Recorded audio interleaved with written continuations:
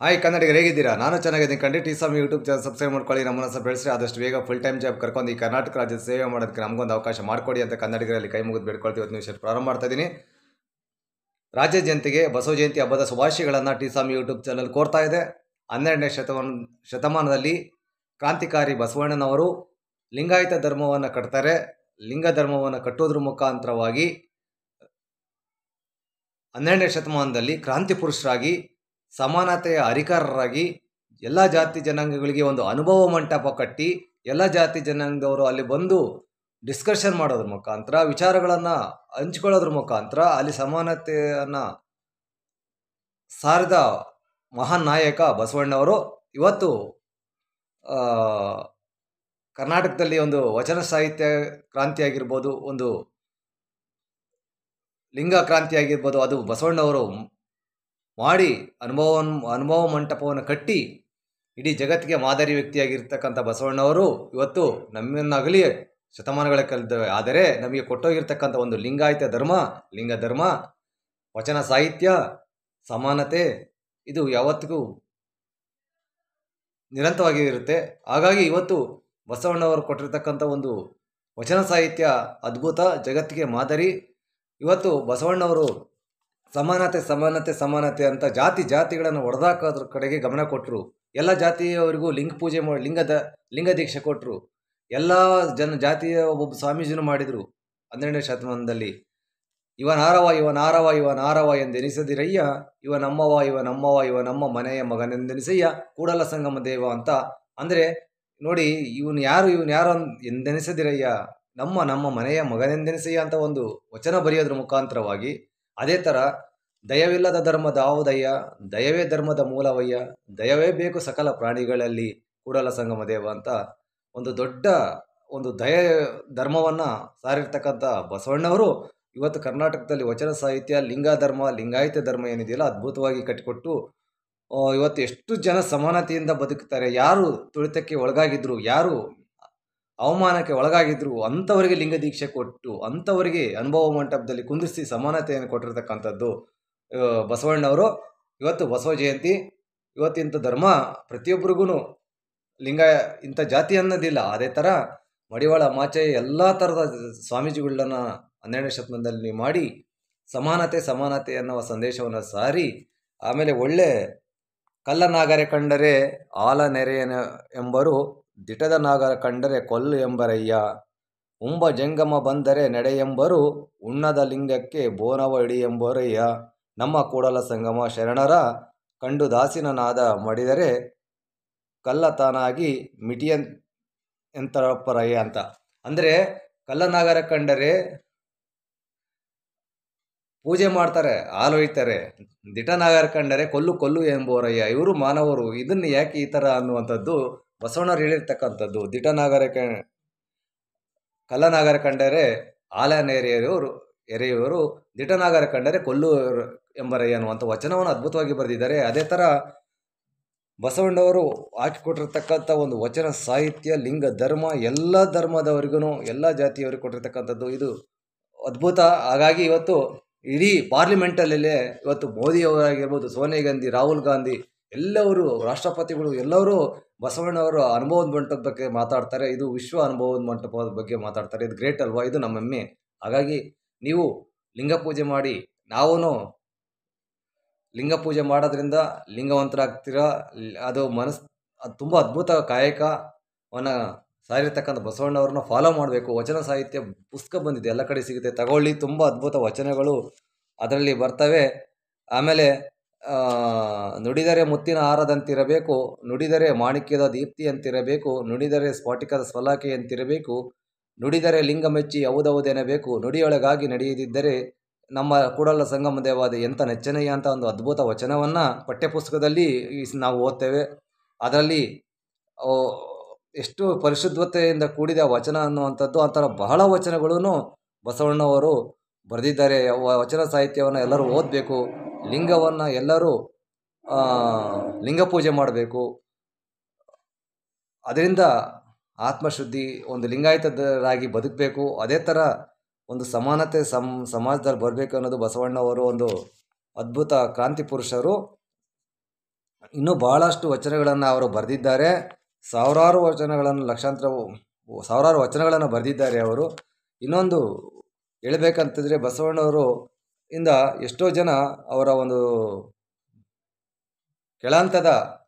ತುಳಿತಕ್ಕೆ ಒಳಗಾಗಿರೋ ಜನಾಂಗದವರು ತುಂಬ ಇಷ್ಟಪಡ್ತಾರೆ ಬಸವಣ್ಣವ್ರನ್ನ. ಯಾಕಂದರೆ ಅಲ್ಲಿ ಸಿಗುವಂಥ ಸಮಾನತೆ ನೋಡಿಬಿಟ್ಟು. ಹಾಗಾಗಿ ಇವತ್ತು ಚಿತ್ರದುರ್ಗದಲ್ಲಿ ಒಂದು ಮಠ ಇದೆ. ಅಲ್ಲಿ ಎಲ್ಲ ಜಾತಿ ಒಬ್ಬೊಬ್ಬ ಜಾತಿಗಳಿಗೂ ಒಂದು ಸ್ವಾಮೀಜಿ ಮಾಡಿದ್ದಾರೆ.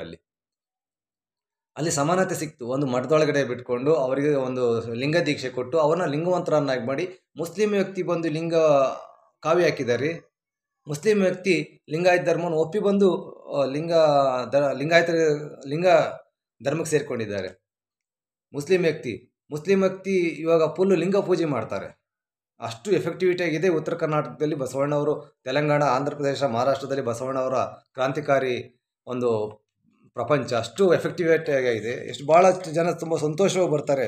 ಇಷ್ಟು ಸಮಾನತೆ ಯಾರು ಕೊಡೋದಿಲ್ಲ ಬಸವಣ್ಣವರು. ಅಷ್ಟು ಸಮಾನತೆ ಅನ್ನೋದಕ್ಕೆ ದೇವನೊಬ್ಬ ನಾಮನವು ಪರಮ ಪತಿವ್ರತೆಗೆ ಗಂಡನೊಬ್ಬ, ಮತ್ತೊಂದಕ್ಕೆ ಎರೆದರೆ ಕಿವಿ ಮೂಗು ಕೊಯ್ಯನು, ಹಲವು ದೈವದ ಎಂಜಲು ತಿಂಬುವನೆಂದರೆ ಕೂಡಲ ಸಂಗಮ ದೇವ ಅಂತ ಅದೊಂದು ವಚನ ತುಂಬ ಅದ್ಭುತವಾಗಿ ಬರೆದಿದ್ದಾರೆ.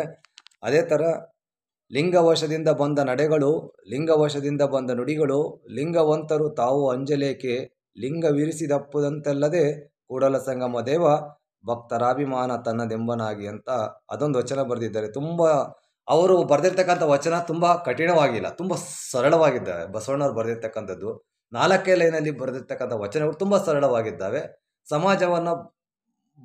ಸಮಾಜದಲ್ಲಿ ಸಮಾನತೆಯನ್ನು ಸಾರುವಂತೆ ಇದ್ದಾವೆ ಮತ್ತು ತುಳಿತಕ್ಕೆ ಒಳಗಾಗಿರೋರಿಗೆ ಧೈರ್ಯ ತುಂಬುವಂತಿದೆ ವಚನಗಳು. ಅಷ್ಟು ತುಂಬ ಚೆನ್ನಾಗಿದ್ದಾವೆ ಅವು, ಅಷ್ಟು ಅರ್ಥಪೂರ್ಣವಾಗಿದ್ದಾವೆ ವಚನಗಳು ಬರೆದಿರ್ತಕ್ಕಂಥದ್ದು.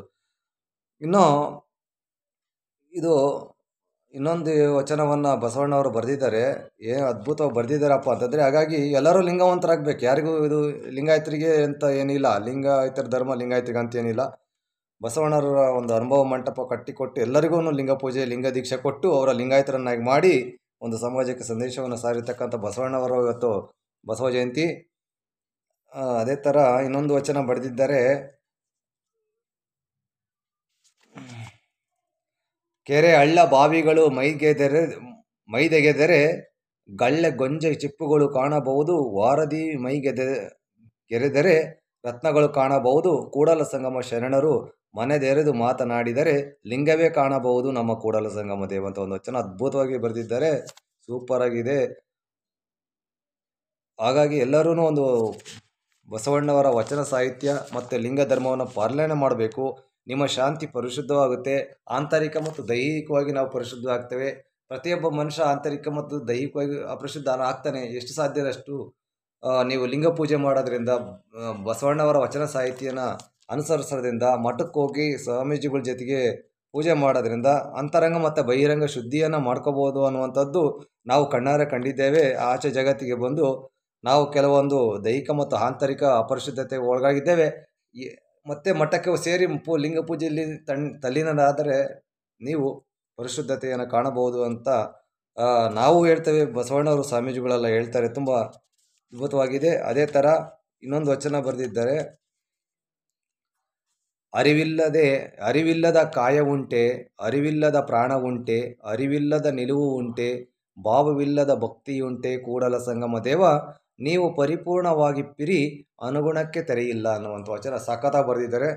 ಇದೇ ಥರ ಒಂದು ಅಂಬೇಡ್ಕರ್, ಬುದ್ಧ, ಬಸವ ಎಲ್ಲರೂ ಹೇಳೋದು ಸಮಾನತೆಗೋಸ್ಕರ ಕಷ್ಟಪಟ್ಟಿರ್ತಕ್ಕಂಥದ್ದು, ಸಾಮಾಜಿಕ ಸಮಾನತೆಗೋಸ್ಕರ ಕಷ್ಟಪಟ್ಟಿದ್ದಾರೆ. ಅದರಲ್ಲೂ ಬಸವಣ್ಣವರು ಅನುಭವ ಮಂಟಪ ಕಟ್ಟಿ ಜಗತ್ತಿಗೆ ಎಲ್ಲ ಜಾತಿ ಜನಾಂಗದವರು ಆ ಅನುಭವ ಮಂಟಪದಲ್ಲಿ ಸೇರಿಸಿ ಸಮಾನತೆಯನ್ನು ಸಾರಿಸಿ ಅವರಿಗೊಂದು ಲಿಂಗ ದೀಕ್ಷೆ ಕೊಟ್ಟು ಲಿಂಗಾಯತ ಧರ್ಮವನ್ನು ಹುಟ್ಟಾಕಿ ವಚನ ಸಾಹಿತ್ಯ ಬರೆದು ಅದನ್ನು ಪ್ರಸಾರ ಮಾಡಿ ಅದ್ಭುತ ಕ್ರಾಂತಿಯನ್ನು ಮಾಡಿರ್ತಕ್ಕಂಥ ಬಸವಣ್ಣವ್ರಿಗೆ ಮತ್ತೊಮ್ಮೆ ನಾನು ಧನ್ಯವಾದಗಳನ್ನ ಹೇಳ್ತಾ ಇದ್ದೇವೆ. ಅದೇ ಥರ ಇವತ್ತು ಕರ್ನಾಟಕದ ಜನತೆ ಲಿಂಗ ಪೂಜೆ ಮಾಡಿ ಪ್ರತಿಯೊಬ್ಬರು ಮಾಡಿ ಲಿಂಗವಂತರಾಗಿ ಲಿಂಗಾಯತರಾಗಿ ಬಸವಣ್ಣವರು, ಅಂಬೇಡ್ಕರ್, ಬುದ್ಧ ಎಲ್ಲ ಮಹಾತ್ಮರದು ವಚನಗಳನ್ನು ಪರಿಪಾಲನೆ ಮಾಡೋಣ ಅಂತ ಹೇಳ್ತಾ ಇವತ್ತು ನೋಡಿ ಇಲ್ಲಿಗೆ ಮುಗಿಸ್ತಿದ್ದೀನಿ ಕನ್ನಡಿಗರೇ. ಆಮೇಲೆ ಇನ್ನೊಂದು ವಚನ ಹೇಳ್ತಾರೆ ಬಸವಣ್ಣವರು.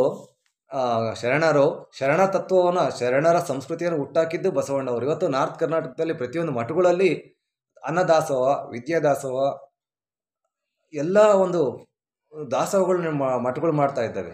ಇವತ್ತು ನನಗೂ ಚಿತ್ರದುರ್ಗದ ಮಠ ನನಗೂ ಫ್ರೀ ಎಜುಕೇಷನ್ ಕೊಡ್ತು, ಫ್ರೀ ವಸತಿ ಕೊಡ್ತು, ಫ್ರೀ ಜಾಬನ್ನು ಕೊಟ್ಟಿತ್ತು, ಪರ್ಮನೆಂಟ್ ಆಗ್ತಿತ್ತು. ನಾವು ಕೆಲವೊಂದು ಏನೋ ಒಂದು ಆಚೆ ಜಗತ್ತಿಗೆ ಬಂದು ತಪ್ಪು ಮಾಡ್ಕೊಂಡ್ವಿ.